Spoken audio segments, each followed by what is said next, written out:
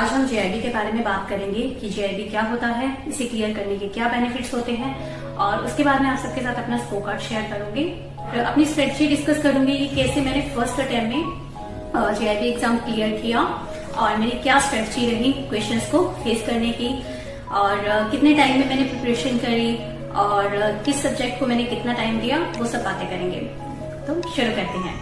JIB that is junior associate of Indian Institute of Bankers, ये one of the lead courses है IABF का। IABF यानी कि Indian Institute of Banking and Finance. तो ये साल में 2 बार कंडक्ट किया जाता है, यानी कि आफ्टर एवरी 6 मंथ्स। तो जेआईबी एग्जाम देने के लिए आपको क्या करना पड़ेगा? सबसे पहले आपको IABF का मेंबर बनना पड़ेगा और उसके लिए आपको IABF की साइट पर रजिस्टर करना पड़ेगा खुद को एज अ मेंबर। IABF की ऑफिशियल वेबसाइट है www.iabf.org.in और मेंबरशिप फीस आपको सिर्फ एक ही बार भरनी है। हर बार आपको मेंबरशिप फीस भरने की जरूरत नहीं है जब आप एग्जाम के लिए अप्लाई करें, तो आपको सिर्फ ये एक ही बार भरनी होती है। तो अब हम बात करते हैं कि जेआईबी में कितने सब्जेक्ट्स होते हैं। जेआईबी में 3 सब्जेक्ट्स होते हैं। तो पहला आपका एग्जाम होता है PPB that is principles and practices of banking. दूसरा आपका होता है AFB यानी कि accounting for finance and bank. तीसरा होता है LRAB legal and regulatory aspects of banking. ये तीनों ही सब्जेक्ट आपके 100 मार्क्स के होते हैं और तीनों में ही MCQ टाइप ऑफ क्वेश्चंस आते हैं और टोटल 120 क्वेश्चंस आते हैं हर सब्जेक्ट में। और ये जो एग्जाम होता है आपका 2 आवर्स का होता है। ये तीनों ही एग्जाम आपके जो होते हैं एक ही दिन में कंडक्ट नहीं किए जाते, ये आपके डिफरेंट डेज पे होते हैं। अब इनमें कितने दिन का गैप रहेगा ये IABF डिसाइड करता है। और मार्किंग स्कीम कुछ इस तरह रहती है कि मेरा जो पेपर हुआ था उसमें क्या था कि 0.5 मार्क्स के 70 क्वेश्चन आए थे और 1 मार्क्स के 2 मार्क्स के 35 एंड 35 ईच क्वेश्चन। तो इस तरह से मार्किंग स्कीम रही थी। पासिंग क्राइटेरिया की बात करते हैं। पासिंग क्राइटेरिया कुछ इस तरह रहता है कि आपको ओवरऑल 150 मार्क्स लाने होते हैं आउट ऑफ 300 और इंडिविजुअली आपको 45 मार्क्स लाने हैं ईच सब्जेक्ट में। तो अगर आप ईच सब्जेक्ट में 45 लेके आ गए और ओवरऑल आपका जो एग्रीगेट बन रहा है वो 150 बन रहा है, तो आपका वो एग्जाम क्लियर हो जाता है, चाहे वो फर्स्ट अटेम्प्ट हो, सेकंड अटेम्प्ट हो या थर्ड अटेम्प्ट हो।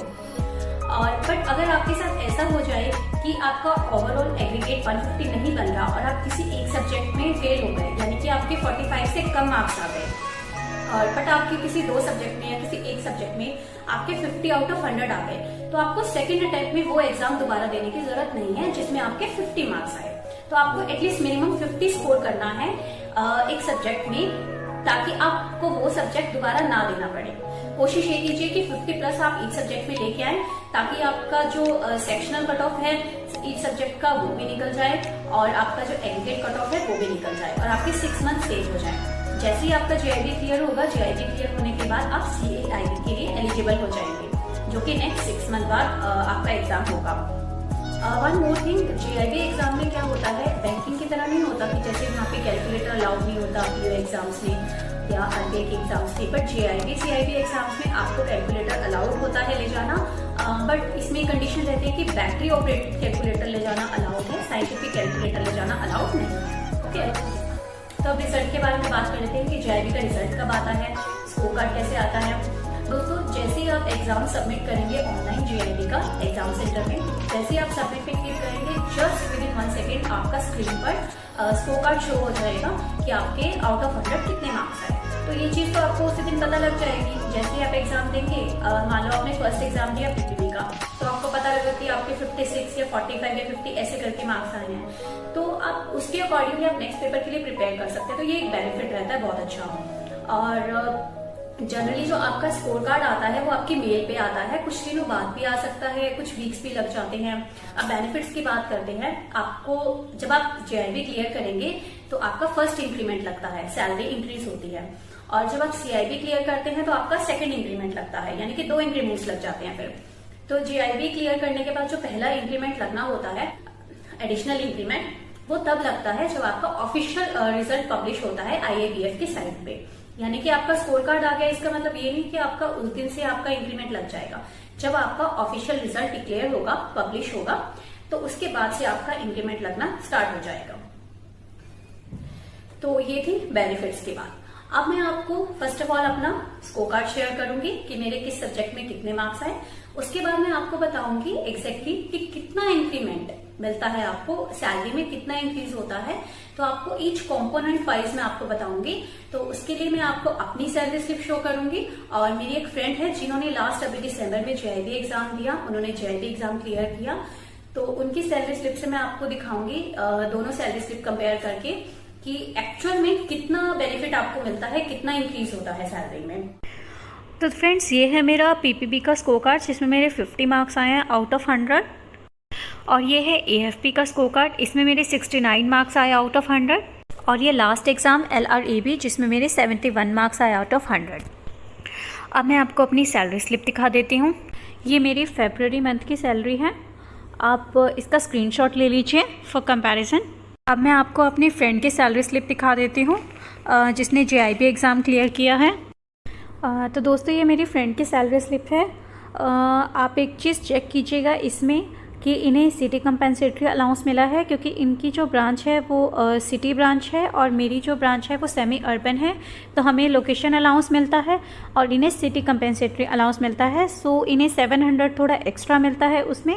तो आप उस चीज़ को इग्नोर करके, एक्सक्लूड करके बाकी चीज़ों का कंपैरिजन कीजिएगा और फिर देखिएगा आपको कि कितना एक्स्ट्रा इंक्रीमेंट मिलता है आफ्टर जेआईबी। तो अराउंड 2000 to 2500 रुपीज़ आपकी सैलरी इंक्रीज हो जाती है आफ्टर क्लियरिंग जेआईबी एग्जाम। तो दोस्तों, ये थे मेरे स्कोर कार्ड एंड मैंने आपको सैलरी स्लिप पे दिखा दी कि इंक्रीमेंट कैसे होता है, कितना होता है। और अब आपको स्ट्रेटजी के बारे में बताते हैं कि आपको कैसे प्रिपेयर करना है।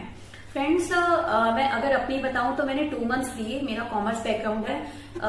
फर्स्ट ऑफ ऑल मैं एक चीज क्लियर कर दूं कि जिन लोगों को लगता है कि अगर आपका कॉमर्स बैकग्राउंड है तो ही आप ये एग्जाम क्लियर कर सकते हैं, तो ये गलत फहमी है। नॉन कॉमर्स बैकग्राउंड से भी कैंडिडेट्स क्लियर करते हैं इस एग्जाम को। मेरी कलीग है, उन्होंने मेरे साथ एग्जाम दिया, उन्होंने भी फर्स्ट अटेम्प्ट में जेआईबी क्लियर किया है और वो नॉन कॉमर्स बैकग्राउंड से बिलोंग करती है और काफी अच्छे मार्क्स से उन्होंने एग्जाम क्लियर किया है।